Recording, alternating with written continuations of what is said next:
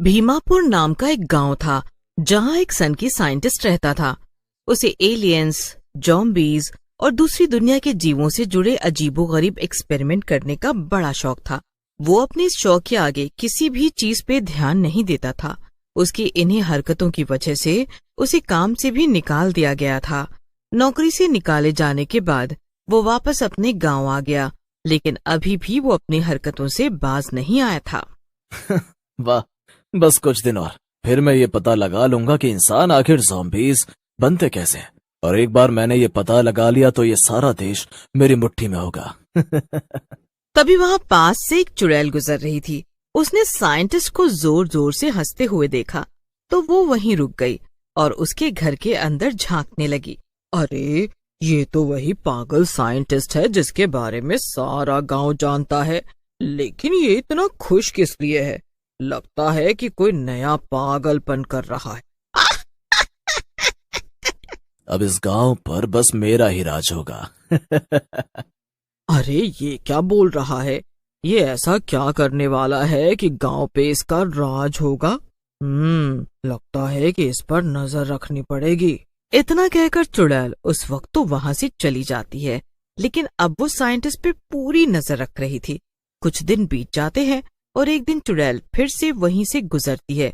उसे फिर से साइंटिस्ट की जोर जोर से हंसने की आवाज सुनाई देती है। अरे, ये पागल आज फिर इतना हंस रहा है। जरा चल के देखूं तो कि आखिर माजरा क्या है। चुड़ैल जब इस बार खिड़की से झांक कर देखती है तो दंग रह जाती है। अंदर एक ज़ॉम्बी था जो कि एक चेन से बंधा हुआ था। आखिरकार मैं कामयाब हो ही गया। मैंने अपना सपना पूरा कर दिया। लोग मुझे पागल समझते थे, लेकिन मैंने इंसानों को ज़ॉम्बी बनाने वाला इंजेक्शन बना ही लिया। अरे, ये ज़ॉम्बी तो भानु है। ये साइंटिस्ट के चक्कर में कैसे पड़ गया? ये साइंटिस्ट तो वाकई में बहुत पागल मालूम होता है। इसने अपने ही घर में काम करने वाले नौकर को ज़ॉम्बी बना दिया, तो अब ये बाकी गांव वालों का क्या हाल करेगा? मेरे प्यारे नौकर, कल मैं तुझे गांव में छोड़ दूंगा। फिर तो इस गांव के सभी लोगों को काट काट कर ज़ॉम्बी बना देना। फिर देश विदेश तक मेरे चर्चे हो जाएंगे कि कैसे मैंने एक पूरे गांव में ज़ॉम्बियों की फौज खड़ी कर दी है। साइंटिस्ट खुद से बातें कर ही रहा था कि तभी ज़ॉम्बी ने अपनी चेन खोल ली और वो साइंटिस्ट को काटने के लिए दौड़ा, लेकिन तभी साइंटिस्ट ने उस पर एक स्प्रे छिड़क दिया और ज़ॉम्बी बेहोश होकर वहीं गिर गया। अरे अरे मेरे प्यारे ज़ॉम्बी, लगता है कि तू हमला करने के लिए काफी बेचैन है। कल तक का इंतजार कर, कल तुझे हमला करने के लिए कई लोग मिलेंगे। इतना कहकर साइंटिस्ट ज़ॉम्बी को वहीं पर वापस बांधकर सोने चला गया। वहीं चुड़ैल ये सब देखकर काफी हैरान थी। अरे नहीं, इस पागल साइंटिस्ट ने तो सचमुच में ज़ॉम्बी बना लिया है। अब अगर इसने पूरे गांव को ज़ॉम्बी बना दिया तो फिर मेरा क्या होगा? मैं किसे मारूंगी? नहीं नहीं नहीं, मैं ऐसा होने नहीं दे सकती। मुझे जल्दी से चलकर गांव वालों से ये सब बताना होगा और उन्हें आगाह करना होगा। चुड़ैल जल्दी जल्दी गांव वालों के पास जाती है, लेकिन इतनी रात को उसे आता देखकर सभी गांव वाले डर जाते हैं और यहाँ वहाँ भागने लगते हैं। अरे अरे, भागना बंद करो। अरे रुक जाओ, मैं तुम्हें खाने नहीं आई हूँ, बल्कि मुझे तुमसे एक जरूरी बात करनी है। चुड़ैल की बात सुनकर सभी गांव वाले रुक जाते हैं। तभी उनमें से एक आदमी आगे आया और बोला, बात?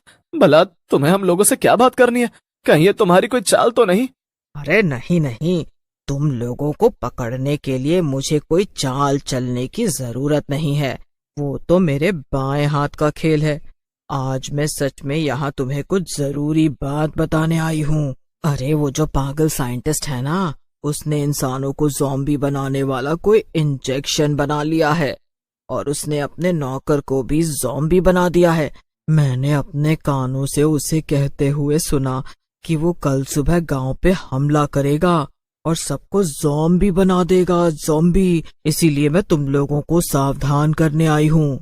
चुड़ैल की बात सुनकर सभी गांव वाले जोर जोर से हंसने लगते हैं और चुड़ैल ये सब देखकर परेशान हो जाती है।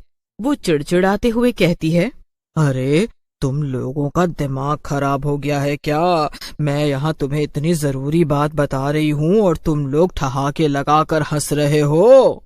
अरे तो और क्या करें, जिस पागल साइंटिस्ट पे गांव का बच्चा भी यकीन नहीं करता है, तुम्हें उस पर भरोसा है? अरे वो तो कई सालों से एलियन और ज़ॉम्बी। अरे मैं सच कह रही हूँ, मैंने अपनी आंखों से उसके घर में ज़ॉम्बी को देखा है। अगर तुम्हें मुझ पर यकीन नहीं हो रहा है तो चलो मेरे साथ और खुद ही देख लो। मुझे तो लगता है कि ये इसकी कोई चाल है, ये हमें अकेले में ले जाकर मारना चाहती है। कोई भी इसकी बातों पर भरोसा मत करना। वाकई में तुम लोग सच में बहुत बेवकूफ हो। ठीक है, मुझे भी क्या लेना देना तुम लोगों से। जाओ, जो करना है करो, पर कल जब वो ज़ॉम्बी तुम लोगों पे हमला करेगा ना, तो अपने आप अकल ठिकाने आ जाएगी। फिर मत आना मेरे पास रोते हुए। चुड़ैल गुस्से में वहां से चली जाती है। अगले दिन वही होता है जो कि चुड़ैल ने कहा था। साइंटिस्ट अपने ज़ॉम्बी को गांव में छोड़ देता है और उसे देखकर पूरे गांव में हाहाकार मच जाता है। वो ज़ॉम्बी जिस भी आदमी या औरत को काट रहा था, वो भी ज़ॉम्बी में बदल जा रहा था। अरे ये सब क्या हो रहा है?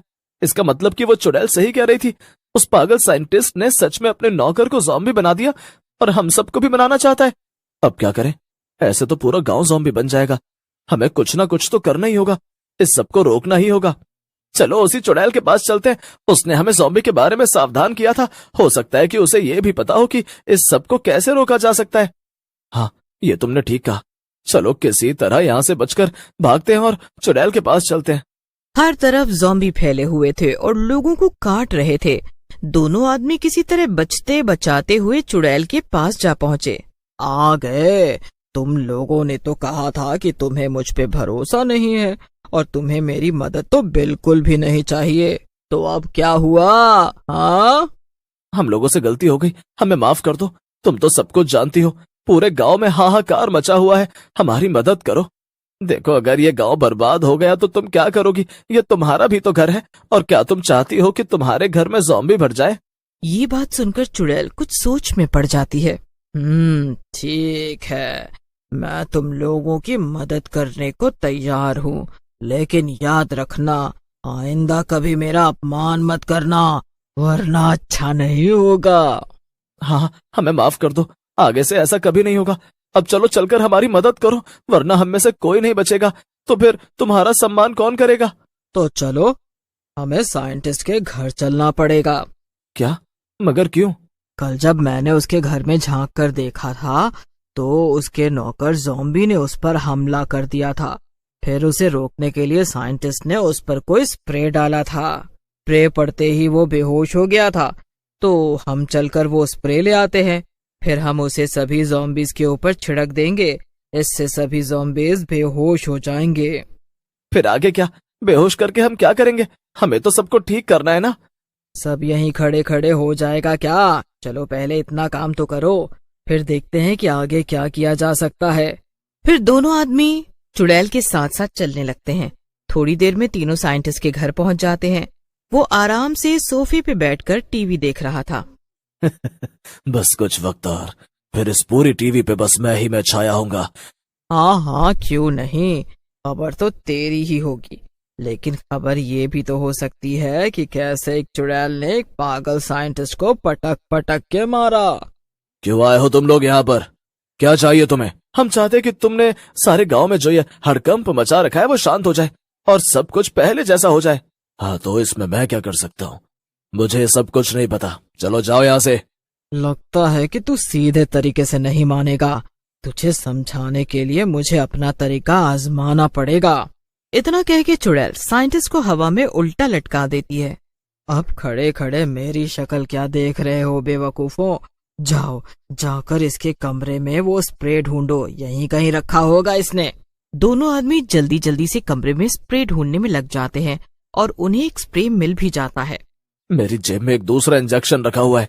जब तुम स्प्रे से सारे ज़ॉम्बीज को बेहोश कर देना, तब सिर्फ एक ज़ॉम्बी को बेहोश मत करना और उसे पकड़कर ये इंजेक्शन लगा देना।